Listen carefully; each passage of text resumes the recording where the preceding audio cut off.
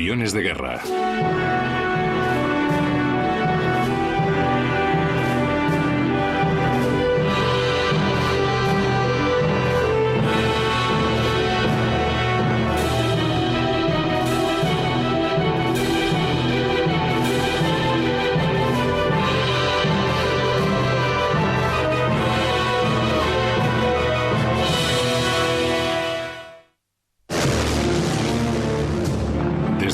En que una máquina se alzó en el aire, necesitó cambiar. Cuanta más potencia adquiría, más dejó ver sus debilidades de estructura y diseño. Riostras y cables dieron paso a alas aerodinámicas. Tela y madera a acero y aluminio. Años de combate hicieron de la fuerza una prioridad y de la velocidad una necesidad. Y luego, de vez en cuando, hay un cambio tan radical que deja obsoleto todo lo que ha habido antes. No hay evolución sin revolución. Tal cambio iba a afectar a los aviones de guerra. La era del reactor.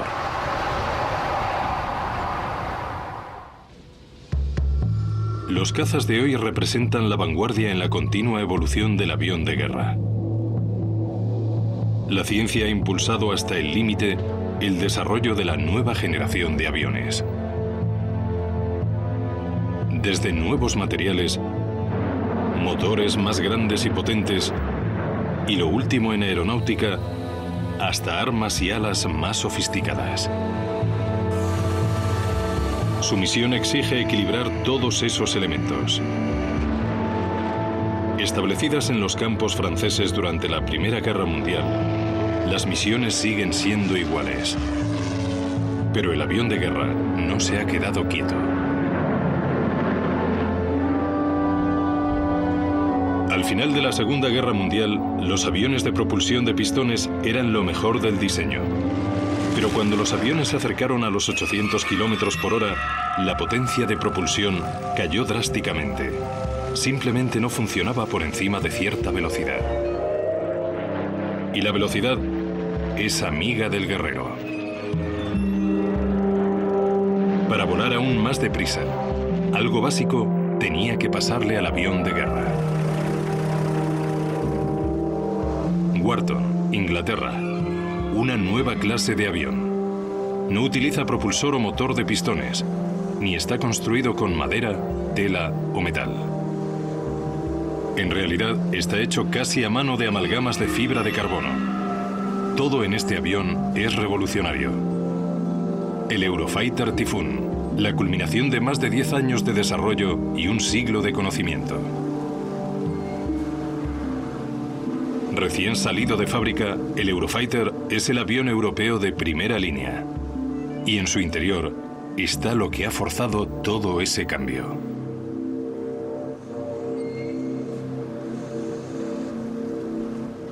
El reactor como diseño se le ocurrió a la gente incluso antes de la Primera Guerra Mundial. Pero la primera persona importante que lo estudió cuidadosamente fue Frank Whittle. El hijo de Frank Whittle, Ian, es expiloto comercial y una autoridad acerca del trabajo de su padre.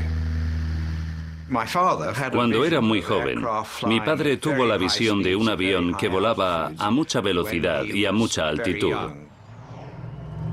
Su visión era la de un tipo nuevo de motor basado en un concepto revolucionario y bastante aterrador. Crear una explosión, controlarla y utilizar la fuerza entre ventiladores, una turbina y un compresor. Frank Whittle soñó con el reactor. Usaría la expansión de gas de forma que transformaría la aviación. Corría el año 1929 y Whittle solo tenía 22 años. Cuando mostró su plan, los aviones eran así y lo hacían bien. Sin embargo, el joven Whittle llevó su sueño más allá, al ministro del aire, el científico de investigación Arnold Griffiths. Griffith vio lo que le mostraba, pero por desgracia y por razones que nadie sabe, le dijo a sus mentores que la idea no era viable. Así que el ministro del aire lo rechazó. Fue un golpe muy duro para el joven Whittle, y en un momento en que Europa no era ni de cerca un continente en paz. En 3 años, los nazis comenzarían su ascenso desde las ruinas de la Gran Guerra. Hitler comenzaría en secreto a construir una fuerza aérea. En 1936 ya era una fuerza aérea que probó durante la Guerra Civil Española, apoyando a los fascistas del general Franco. La Luftwaffe alemana empleó tecnología nueva. Comprendieron la capacidad de la tecnología, no solo para hacer la guerra, sino para ganarla. En 1936, el joven físico alemán Hans von Heine había conseguido todo el apoyo de un gigante de la fabricación de aviones, Ernst Heinkel. Sus ideas de un nuevo motor a reacción lanzaría a los nazis en la carrera por el poder. En Inglaterra, por la calle de fuera, Frank Whittle solo soñaba con tal apoyo. No pudieron construir más que un motor. Así que cuando el motor se rompía tenían que repararlo con lo que tenían. Y no tenían dinero suficiente para probar el compresor o la turbina por separado. Pero Whittle persiguió su sueño obstinadamente y casi le costó la vida. La prueba del primer motor fue de risa porque, sin que ellos lo supieran, un poco de combustible se filtró en la cámara de combustión. Así que cuando lo encendieron, el motor empezó a revolucionarse y perdieron el control. En esta reconstrucción de la primera prueba del motor primigenio sale Frank Whittle. Mi padre estaba allí con la válvula del combustible. La cerró y el motor se aceleró.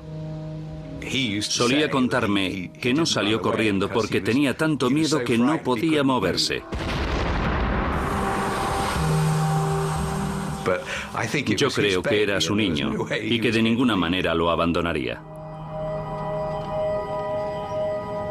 Por suerte para las autoridades británicas, no se marchó, porque aunque era alto secreto, en Alemania Heinkel y von Heine tenían listo su reactor y el primer avión a reacción del mundo, el Heinkel HE-178 que voló el 27 de agosto de 1939. En la carrera armamentística que definiría el futuro de la potencia aérea, una parte ya estaba lista.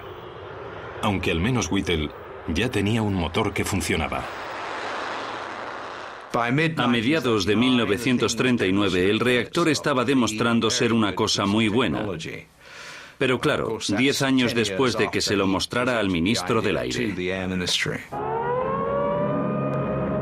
Y apenas unos meses antes de la mayor guerra del siglo XX.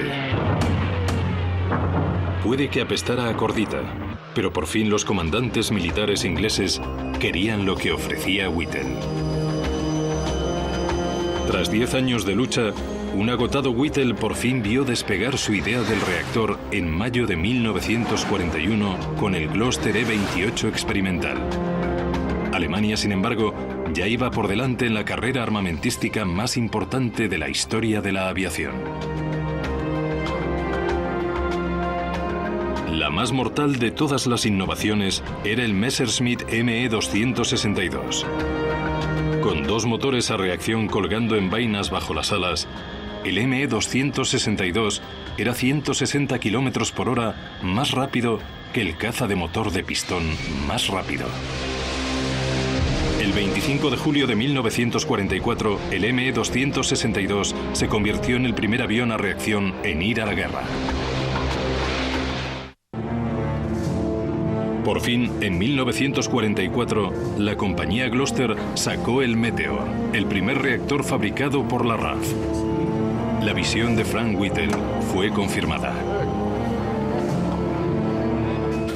Cuando el Meteor estuvo operativo, lo único que pudo decir fue: ya era hora.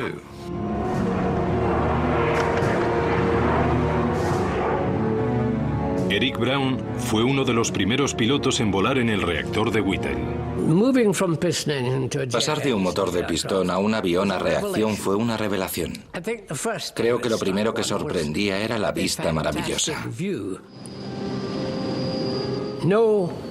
sin las aspas delante y sin un largo motor de pistón. Cuando la guerra terminó, el Meteor defendió las costas inglesas. Considerado un secreto demasiado grande como para volar sobre el enemigo, nunca se enfrentaría a su némesis, el ME-262. La victoria en Europa llegó por fin el 8 de mayo de 1945. 2 días después de la capitulación, el capitán Eric Brown recibió órdenes de ir a Alemania a desvelar los secretos del reactor escondidos entre los trofeos de guerra.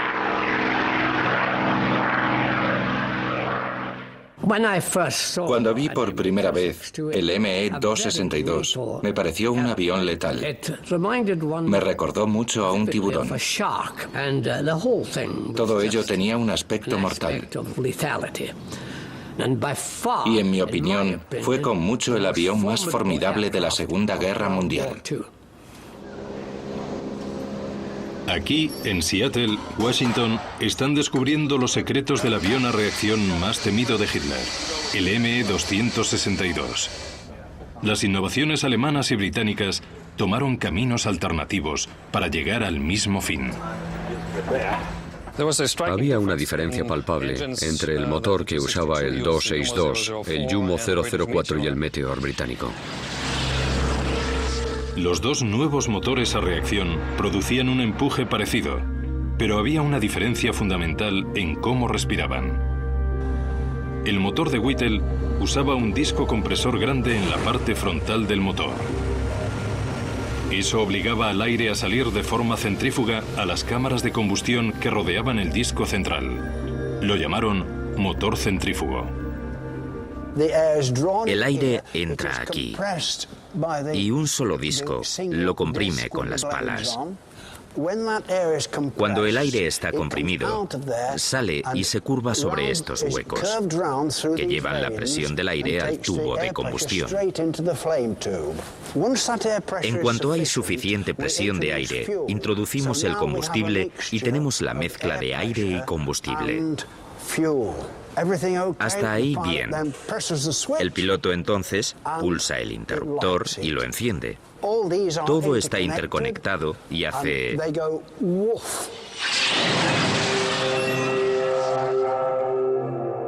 El alemán era un motor de flujo axial totalmente distinto. En vez de un disco grande, tenía varios que comprimían el aire cada vez más en una cámara de combustión central.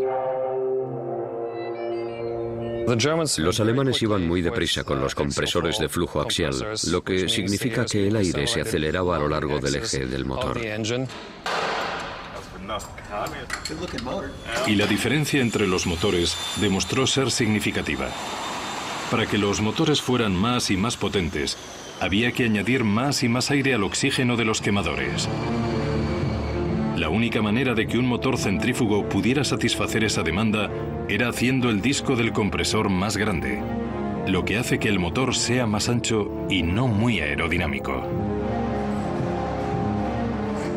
Para que el motor de flujo axial del ME-262 introdujera más aire, lo único que los ingenieros tuvieron que hacer fue añadir más discos compresores. Eso significó un motor más largo y esbelto, mucho mejor para aviones aerodinámicos. Aunque en 1944 tenía una gran desventaja. Los materiales disponibles en aquella época no aguantaban las presiones y temperaturas que producían esos motores. Los motores a reacción están sujetos a unas temperaturas muy altas.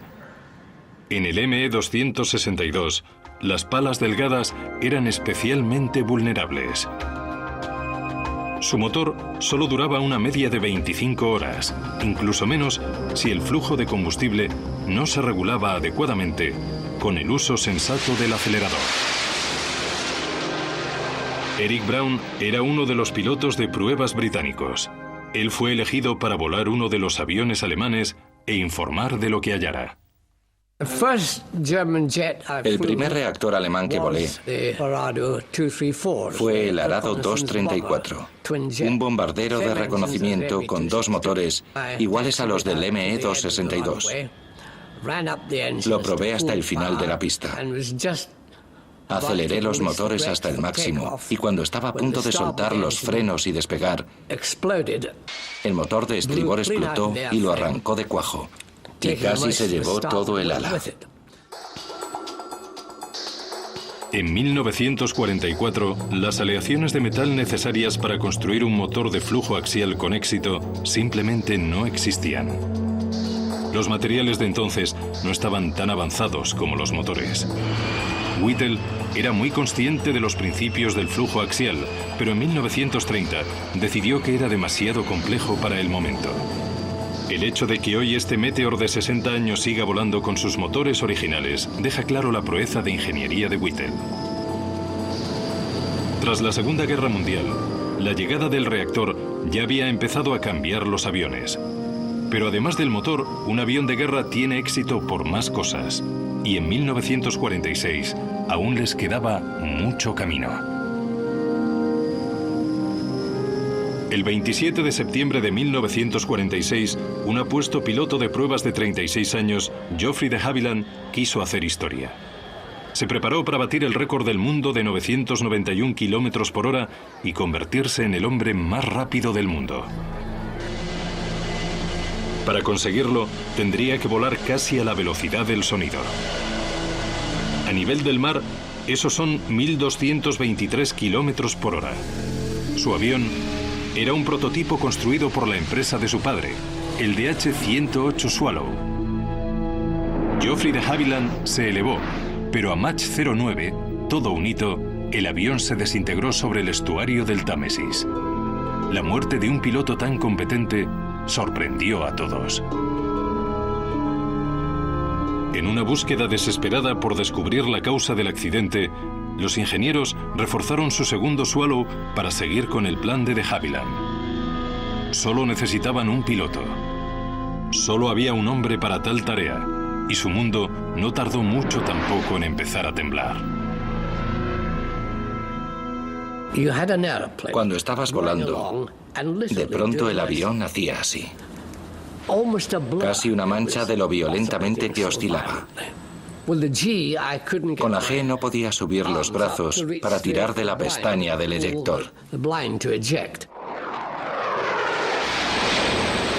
Los instintos que mantuvieron a Eric Braun vivo en Alemania volvieron a actuar. Tras 7 segundos así, dejó de hacerlo tan rápido como había empezado. Eric Braun había alcanzado una barrera invisible y había sobrevivido. Y la suya no era la única experiencia. Todos los principales países del mundo tenían serios problemas porque los cazas de alto rendimiento se salían de control o empezaban a hacerlo cuanto más rápido iban. Apenas se conocían los efectos prácticos del vuelo de gran velocidad. Se construyeron nuevos túneles de viento para simular grandes velocidades cercanas a la del sonido, velocidades conocidas como transónicas. Usando la fotografía de Schlieren en los túneles, descubrieron que se formaban áreas de altas presiones por todo el avión. Eso se llamó la crisis de compresión, o el comienzo del problema que incluía la llamada barrera del sonido. Eran esas ondas expansivas a velocidad supersónica las que causaban todos los problemas. La transónica es una zona del vuelo donde hay un flujo supersónico sobre parte del avión y un flujo subsónico sobre otra parte. Es una zona muy complicada de entender incluso hoy porque hay una mezcla de flujos. Totalmente supersónico o subsónico es relativamente fácil de entender, pero esa zona transónica es más difícil por las distintas partes del avión que obedecen a distintas leyes de la aerodinámica. La forma en que se manifiesta al piloto es que la onda expansiva se mueve de delante a atrás muy rápidamente sobre el ala, muchas veces por segundo. 40 años de diseño de alas necesitaban revisión. Lo que estoy mostrando aquí es un ala típica de un 12% de grosor, que significa que esta distancia es el 12% de esta. Si esto se pudiera reducir a un 6%, los efectos de la onda expansiva se podrían reducir y se podría ir más rápido antes de tener esos problemas.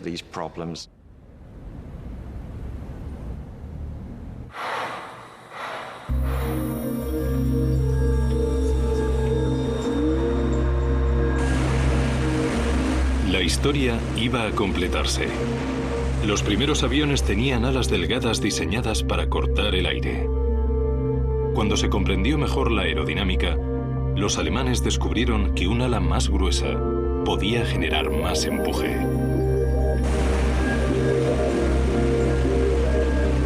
Un ala gruesa podía contener tirantes, ruedas y armas. Estaba claro que no había vuelta atrás.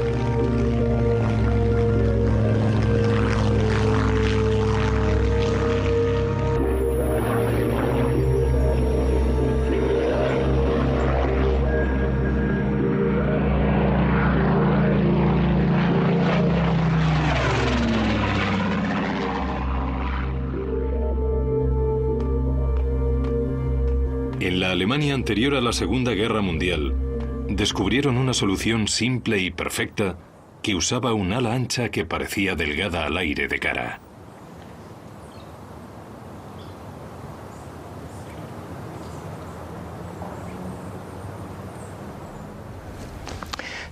Ahora tenemos exactamente el mismo grosor, pero la distancia es mayor, así que es relativamente más delgada.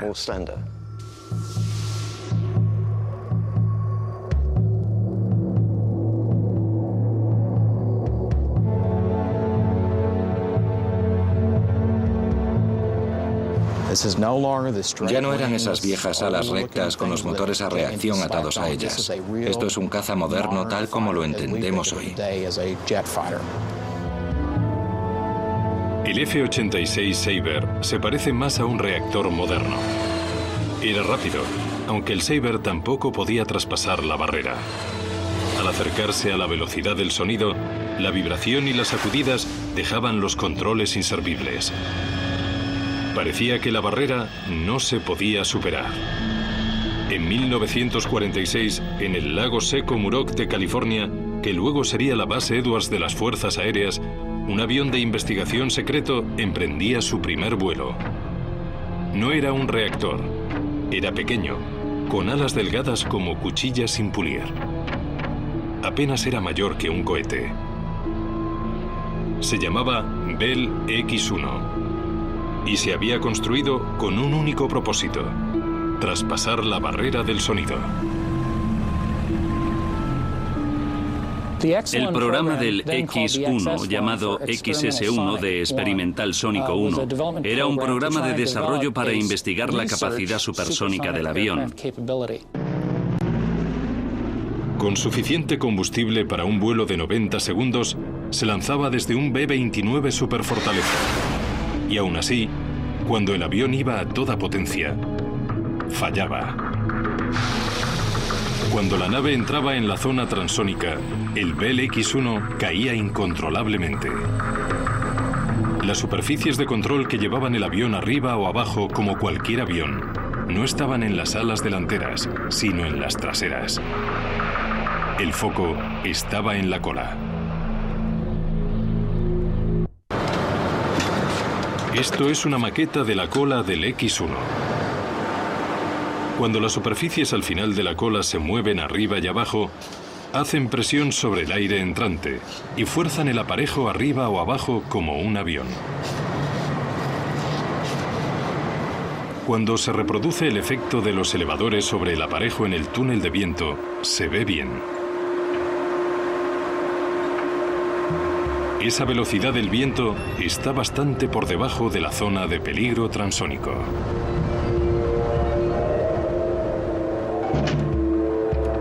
Cuando se añade humo, se puede ver el flujo de aire continuo alrededor del ala. Pero al acercarse a la velocidad del sonido, las ondas expansivas de las alas delanteras crean turbulencias sobre cualquier cosa que esté en su estela. Eso significa que los elevadores de cola operan con aire muerto, dejando los controles inutilizables. Lo que ocurre es que el flujo de aire, en vez de flotar suavemente sobre el borde de salida del ala, lo separa y tenemos una enorme estela muerta causada por la onda expansiva. El problema es que las superficies de control están justo en la estela, así que se pierde control cuando eso pasa. Existe un peligro real porque el piloto no tiene control donde solía tenerlo. En el BLX-1, esa falta de control ponía la vida del piloto en peligro, y el equipo X no era el único que lo sabía. El gobierno británico tenía su propio plan secreto para ser los primeros en mirar más allá de la barrera, y el elegido no era otro sino Frank Whittle. En 1943, 3 años antes de que el X-1 se diera por finalizado, el gobierno le había encargado a la empresa Miles que construyera lo que se llamó el M52.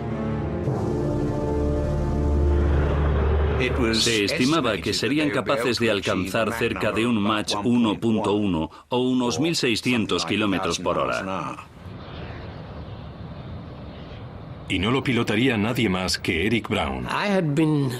El director de la RAF me había avisado de que seguramente fuera el piloto que hiciera el primer vuelo y las pruebas supersónicas. Con el proyecto casi acabado, de pronto llegaron noticias terribles.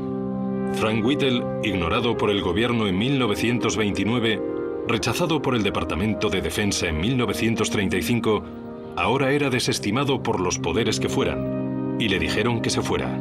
El proyecto quedó cancelado. Antes de que cancelaran lo del M52, nos dijeron que le diéramos todos los datos a los estadounidenses. En el paquete que enviaron a Estados Unidos había una innovación técnica que supondría una gran diferencia: la cola. Durante el vuelo, en vez de mover partes de la cola, se movía todo el conjunto. Movías la cola entera. Entera. La cola del M52 no tenía pequeños elevadores que controlaban el rumbo. En cambio, toda la cola se movía arriba o abajo. Con el toque de un botón, toda la cola tomaba un ángulo superior o inferior al aire entrante. Hay una gran diferencia entre usar solo el elevador, con el que apenas se mueve arriba o abajo, o mover toda la cola del avión. La diferencia es muy grande. La mayor superficie de esa nueva cola podría suponer una gran diferencia en un aire turbulento y transónico. El equipo británico de Miles había sido el primero en darse cuenta del potencial de mover toda la cola. Y ahora los norteamericanos llegaban a la misma conclusión. Y modificaron el X-1. Era hora de averiguar si funcionaba.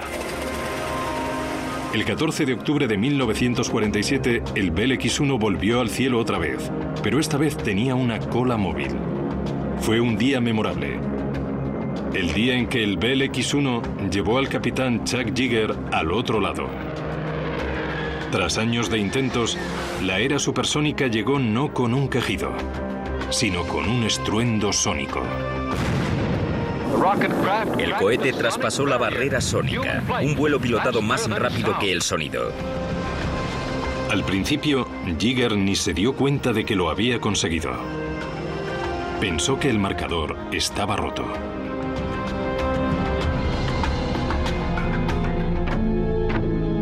El primer caza que se benefició de la cola móvil fue el F-86 Sabre. Con la cola móvil, el Sabre pudo alcanzar la velocidad del sonido en caída y el piloto siguió controlándolo.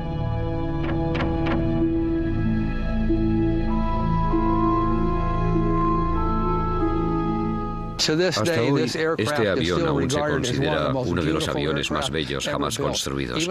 Incluso al compararlo con otros reactores, las líneas son más suaves, limpias. Parece fluir tan bien que parece que va rápido. Era rápido. Los nuevos cazas eran capaces de alcanzar velocidades que sus jóvenes pilotos no habían imaginado, y menos en combate. Y el combate llegó pronto, en Corea, durante la Guerra Fría, en 1950. En los cielos de Corea, reactores lucharon contra reactores por primera vez. El Sabre norteamericano se enfrentó al MiG ruso. Motor de flujo axial contra centrífugo. Como aliado de guerra, la Unión Soviética había recibido el motor centrífugo de Inglaterra y creado el MiG-15. El Sabre, por otro lado, usaba lo último en potencia de flujo axial que le daba al avión una forma más estilizada.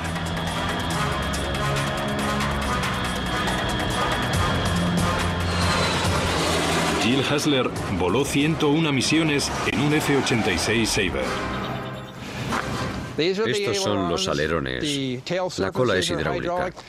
Lo único que no lo es el timón, y se opera así. El avión lleva 6 ametralladoras M3 de calibre 50.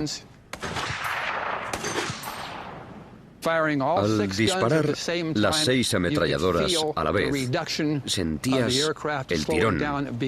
El avión frenaba por el retroceso que todo el avión absorbía.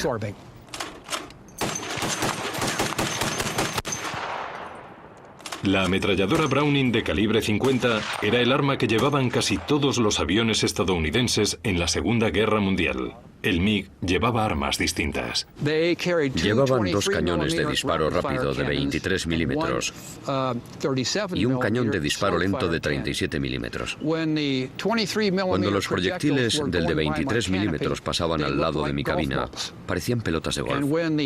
Y cuando las balas del de 37 milímetros pasaban por al lado, parecían pelotas de tenis. Podías oírlos porque eran supersónicos. Así.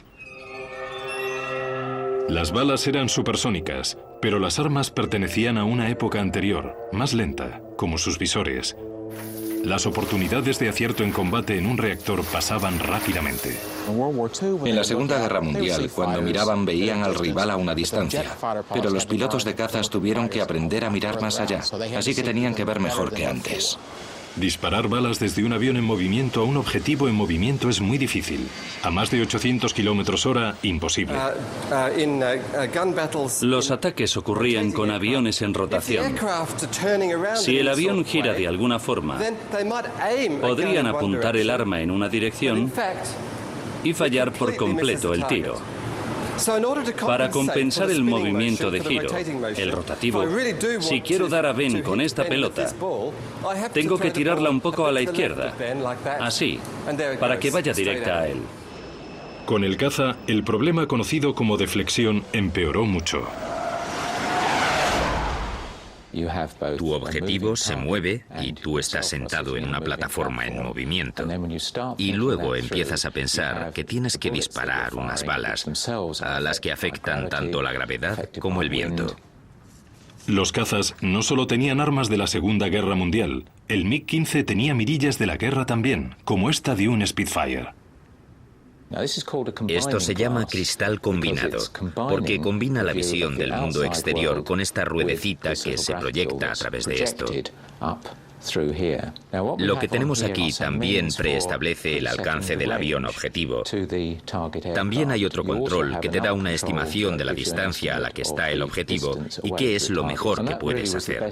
La limitación es que no puedes medir el movimiento del otro.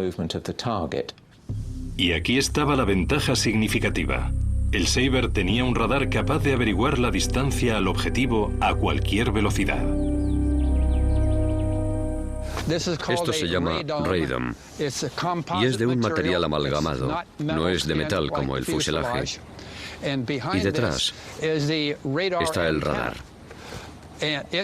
Enviaba una señal que rebotaba en el objetivo, volvía, la recogía la antena y la traducía en una imagen en la cabina que nos decía si un objeto estaba a 1200, 600 o 300 metros.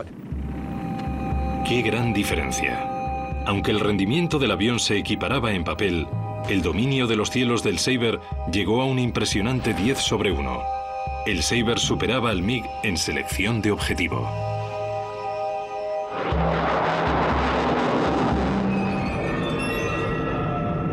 En 1949 la Unión Soviética detonó su primera bomba atómica y la carrera se hizo nuclear. El mundo tenía un escenario de pesadilla. Moscú y Washington a tiro de piedra el uno del otro y montones de bombarderos con armas nucleares. Daba mucho miedo. Los gobiernos de ambos bandos se prepararon para un ataque nuclear. La supervivencia dependería de una cosa: el tiempo de reacción. Necesitaban un avión tan rápido que pudiera destruir a los atacantes antes de que alcanzaran sus objetivos. Y los dos bandos estaban invirtiendo en ello. El interceptor supersónico. Necesitábamos un avión extremadamente rápido que alcanzara velocidades supersónicas muy rápido, porque solo hace falta un bombardero que lleve armas termonucleares para destruir ciudades enteras. Nos jugábamos muchísimo. Competían por un caza interceptor supersónico, uno que pudiera alcanzar Mach 1 y más a nivel de vuelo. La primera respuesta estadounidense fue el Convair F-102. El F-102 incorporaba todo lo que había aprendido en el asalto a la barrera del sonido. Estaba diseñado para ser la primera generación de verdaderos aviones supersónicos. Cumplía las condiciones, pero no consiguió llegar. Tienen un motor grande y usan el ala transversal, el ala delta, que está bien y es delgada.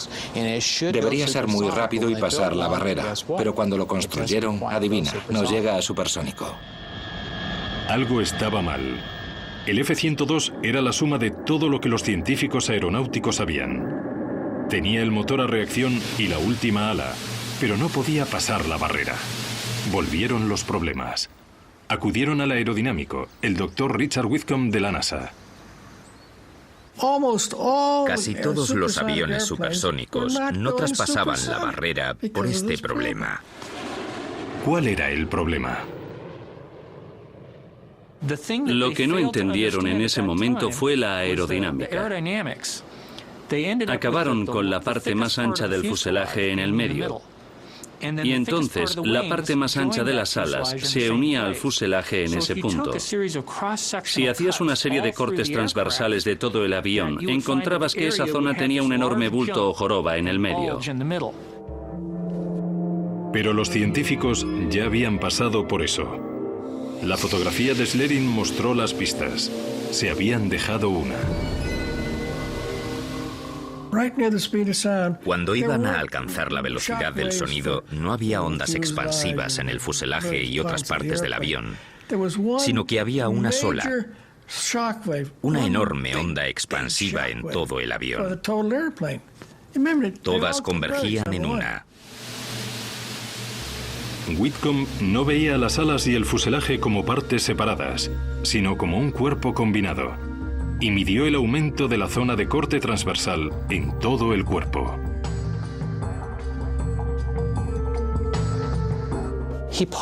Postuló que quizá, si mirabas en un sentido más global lo que el aire tenía que hacer rodeando el vehículo, al hacerlo en forma de botella de Coca-Cola, el fuselaje sería más estrecho donde las alas eran más anchas y puliendo la zona de la curva, se podría reducir el arrastre. Whitcomb propuso reducir el tamaño del fuselaje donde las alas se unían para compensar el volumen adicional. Lo que el aire encontraba entonces era un aumento y reducción de volumen más suave en el avión. Lo que contaban no eran las partes individuales, sino todo el área transversal. E indentando el fuselaje, mejoraba. Este principio se conoció como la regla del área. Al F-102 se le dio una forma nueva según esa regla. El reactor había cambiado la forma del interceptor de altos vuelos y había impulsado al avión a velocidades que seguirían moldeándolo hasta la forma que tiene hoy. El motor a reacción fue un enorme paso para el avión de guerra y ahora todo lo demás quedaba afectado. Alas transversales, superficies de control móviles, nuevos materiales y aviónica electrónica debajo de la cubierta de aluminio y amalgama.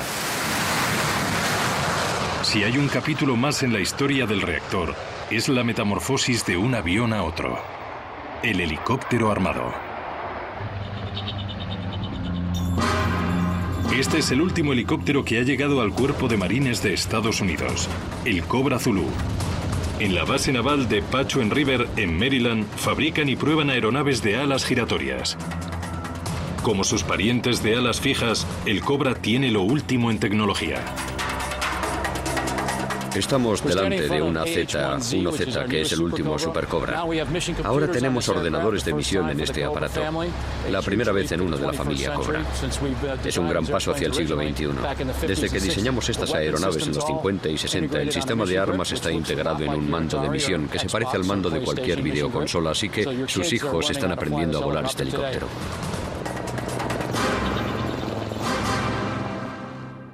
Es una idea que ha estado presente desde los bocetos de Leonardo da Vinci en el siglo XV, aunque el helicóptero no levantó el vuelo hasta que pioneros como Fokker en Alemania o el ucraniano Sikorsky emigrado a Estados Unidos hicieron funcionar la tecnología del siglo XX en una idea de 500 años. Este es Igor Sikorsky a los controles en su primer vuelo de prueba en 1939. En la Guerra de Corea en 1959, el helicóptero encontró un papel humanitario vital. El mayor problema en Corea fue sacar a los heridos del combate y llevarlos a los hospitales rápidamente. El helicóptero demostró ser un salvavidas, a pesar de que su enorme motor de pistón limitaba su potencial. Este es el típico motor de pistón de los años 40 y 50. Grande, aparatoso, pesado, todo lo necesario para que no fuera bueno. Pero luego, a mediados de los 50, llegó el motor axial turbo, más pequeño, más ligero, mucho más simple y 2 o 3 veces más potente. En el helicóptero, el motor a reacción no usa su potencia para el empuje como en un avión.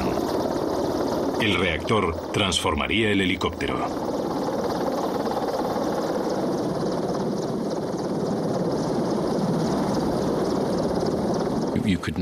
Ahora se podían llevar más cosas porque había más potencia y el motor era más simple y mucho más fiable. Apareció una nueva generación de helicópteros. En cabeza estaba el Huey, el Bell UH-1. Como ambulancia voladora, llegó a tiempo para la guerra de Vietnam. El Huey fue diseñado originalmente para hacer de ambulancia, pero enseguida fue obvio que podía hacer mucho más. La potencia extra, la carga útil y la fiabilidad proporcionadas por el motor a reacción hicieron del helicóptero una máquina versátil. Aunque esta aeronave era buena trayendo soldados del campo de batalla, quizá era igual de buena llevándolos al campo, para empezar. Y entonces apareció la idea de ataque vertical. Un ataque vertical supone dejar tropas en puntos conflictivos. Era un trabajo peligroso para la caballería aérea. El Huey necesitaba protección. Se fijaron ametralladoras y cohetes a los lados, y enseguida una versión armada volaba en convoy con los portatropas. El problema apareció porque el Huey que llevaba las armas era más lento que el que llevaba a las tropas.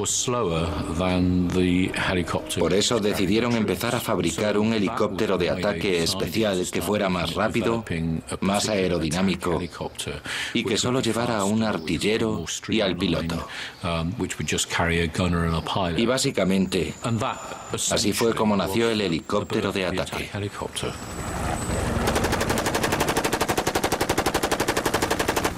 Lo llamaron Cobra y lleva en acción desde entonces.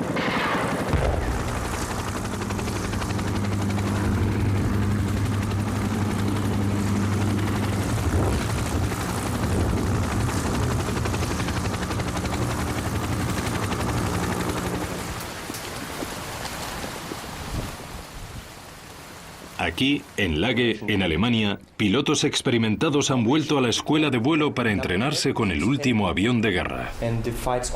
Estos pilotos volarán muchas horas con simuladores antes de poder acercarse a la cabina del nuevo lanzamiento, el Eurofighter.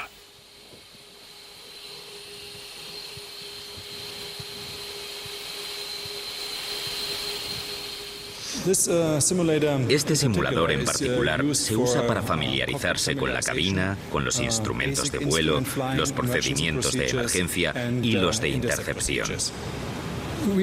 Empezamos a entrenar aquí a los primeros pilotos del Eurofighter de las Fuerzas Aéreas Alemanas, no solo para que ellos se familiaricen con el avión, sino para formarles sobre el simulador y que puedan entrenar luego a otros estudiantes. Tras cientos de misiones simuladas en tierra, los pilotos por fin están listos para su primer vuelo. Y también lo está su último avión. Tras 10 años de pruebas meticulosas, el Eurofighter se ha unido a un escuadrón activo en Alemania.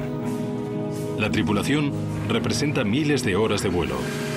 El avión de guerra, 100 años de evolución técnica. Y cuando se cierra la cabina, los dos se vuelven uno con increíble coordinación. Un ordenador lleva el avión. El hombre lleva la misión. La tecnología lo ha hecho posible. Nunca está quieta. Su evolución es lenta y en progresión, pero de vez en cuando llega una onda expansiva que lo cambia todo. El reactor creó esa onda.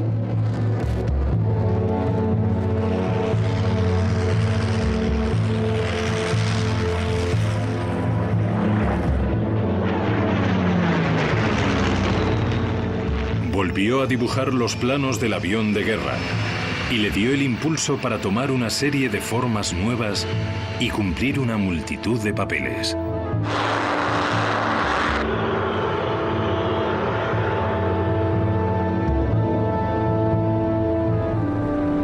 El reactor llevó al avión de guerra del siglo XX al XXI. Ningún avión ni ninguna guerra volverán a ser iguales.